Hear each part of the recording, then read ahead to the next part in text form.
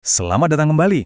Pernahkah Anda berpikir, gimana ya caranya menggabungkan ketajaman strategi modern dengan kearifan kuno yang sudah teruji ribuan tahun? Nah, hari ini kita akan bedah tuntas sebuah kerangka berpikir yang luar biasa kuat ini. Langsung saja kita mulai? Oke, kita langsung saja mulai dengan satu pertanyaan penting. Coba deh renungkan. Di tengah banjir informasi dan tuntutan serba cepat sekarang ini, yakin nggak sih kalau cara kita mengambil keputusan itu sudah paling oke?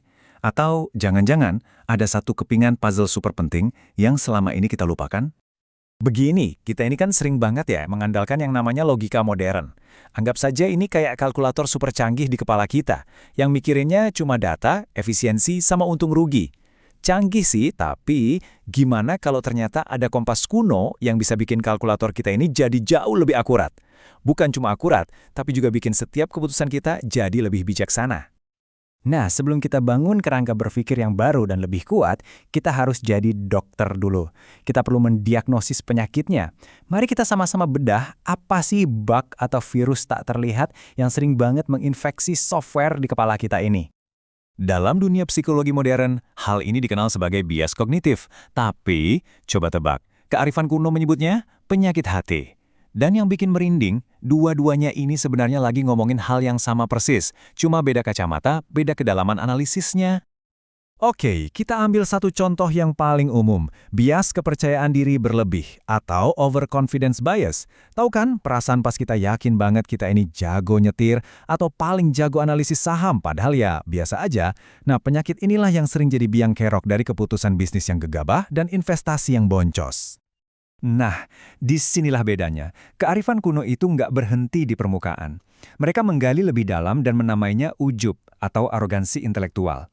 Jadi ini bukan cuma soal salah hitung, tapi ini adalah penghalang spiritual.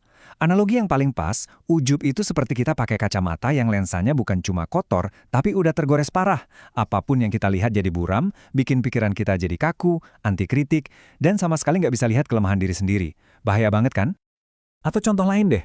Anda mungkin pernah dengar konsep berpikir sistem satu dari Daniel Kahneman kan? Yang cepat, otomatis, impulsif. Nah, kearifan kuno punya istilahnya sendiri, al-ajalah atau ketergesa-gesaan. Bedanya apa? Kalau pemikir modern melihat ini cuma sebagai cara kerja otak yang perlu dihack, para bijak kuno melihatnya sebagai kelemahan jiwa, sesuatu yang harus dilatih dan ditaklukkan dengan ketenangan yang disengaja. Lihat kan, perbedaannya fundamental banget. Oke, jadi pertanyaannya sekarang, gimana caranya kita membangun jembatan yang kokoh antara dua dunia ini? Gimana kita bisa menciptakan sebuah model pengambilan keputusan yang otaknya jalan, hatinya juga ikut jalan, cerdas secara analisis, sekaligus bersih secara spiritual? Caranya, kita bisa mulai dari alat yang mungkin sudah familiar banget buat Anda, analisis SWOT. Sekarang coba kita suntikan dimensi spiritual ke dalamnya. Lihat apa yang terjadi. SWOT ini langsung bertransformasi jadi muhasabah, alias introspeksi mendalam. Tiba-tiba kekuatan atau strengths itu bukan lagi aset buat pamer, tapi jadi amanah yang harus disyukuri. Kelemahan atau weaknesses bukan lagi sesuatu yang harus ditutupi, tapi jadi momen buat bertaubat dan perbaikan diri. Luar biasa kan? Alat bisnis yang tadinya dingin jadi alat untuk membersihkan jiwa. Sama halnya dengan teknik 5 mengapa atau 5 whys. Biasanya kan kita pakai ini buat cari akar masalah teknis di kantor ya kan? Sekarang kita ubah jadi tafakur, refleksi mendalam. Coba lihat contoh sederhana ini. Masalahnya, kami sering bertengkar. Kenapa? Karena komunikasi jelek. Kenapa? Karena saya main HP terus. Kenapa? Karena stres kerja. Kenapa? Nah, di lapisan kelima kita nemu akarnya. Rumah kami nggak terasa sakinah, nggak terasa damai. Tiba-tiba solusinya bukan lagi sekedar bikin jadwal ngobrol, tapi jauh lebih dalam, yaitu bagaimana mengembalikan kedamaian di rumah. Beda banget kan dampaknya? Oke, cukup teorinya. Sekarang, mari kita lihat bagaimana kerangka berpikir ini bekerja di medan perang yang sesungguhnya, di bawah tekanan yang paling ekstrim. Kita akan bedah satu studi kasus sejarah yang taruhannya nyawa. Coba bayangkan sejenak Anda ada di posisi ini. Ayah Anda baru saja terbunuh secara tragis. Dan tiba-tiba Anda mewarisi sebuah negara yang, ya ampun, sudah diambang kehancuran total. Situasinya bukan cuma kacau, tapi ini seperti badai sempurna dari pengkhianatan dan perpecahan. Lihat daftar masalahnya. Krisis militer, panglima perangnya sendiri berkhianat, bawa kabur 8.000 pasukan elit. Krisis internal, dia diserang dan dilukai oleh pasukannya sendiri. Dan krisis sosial, rakyatnya sudah capek perang, loyalitas mereka terbelah. Kalau kita pakai kacamata manajemen modern, perang dalam kondisi kayak gini itu sama saja dengan misi bunuh diri. Game over. Lalu apa yang beliau lakukan? Sesuatu yang jenius. Daripada maju ke medan perang yang sudah pasti kalah, beliau memilih bernegosiasi, merundingkan perjanjian damai. Tapi ini bukan perjanjian damai biasa. Coba perhatikan baik-baik klausul-klausulnya. Ini bukan tanda menyerah. Ini adalah pil racun yang ditanam secara strategis, didesain untuk pelan-pelan, tapi pasti menggerogoti legitimasi lawannya di masa depan. Jadi jelas ya, ini sama sekali bukan penyerahan diri. Ini adalah langkah catur seorang Grandmaster. Imam Hasan secara sadar memindahkan medan pertempuran.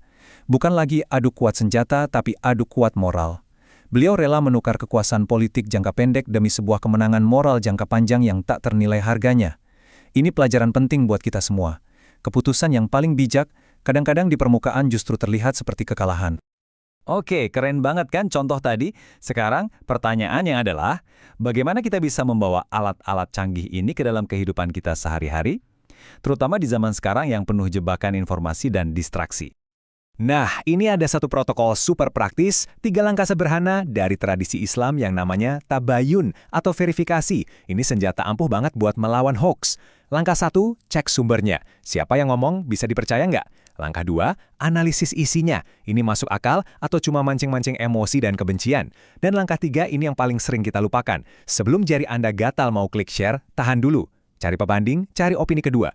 Simple tapi luar biasa efektif. Pada akhirnya, kerangka kerja pemungkasnya itu bisa kita rangkum dalam sebuah prinsip 2 langkah yang sangat indah. Langkah pertama, kita benar-benar didorong untuk memakai akal kita sampai batas paling maksimal. Analisis, susun strategi, rencanakan, pakai semua kemampuan otak yang kita punya. Dan baru setelah semua usaha logis itu kita kerahkan habis-habisan, kita masuk ke langkah kedua, tawakal. Ini bukan pasrah buta ya. Tawakal adalah sebuah kepercayaan yang mendalam pada hasil akhir setelah kita melakukan yang terbaik. Ini adalah tindakan aktif yang justru membebaskan kita dari rasa cemas, dari rasa was-was, sehingga kita bisa eksekusi keputusan kita dengan tenang dan penuh keyakinan.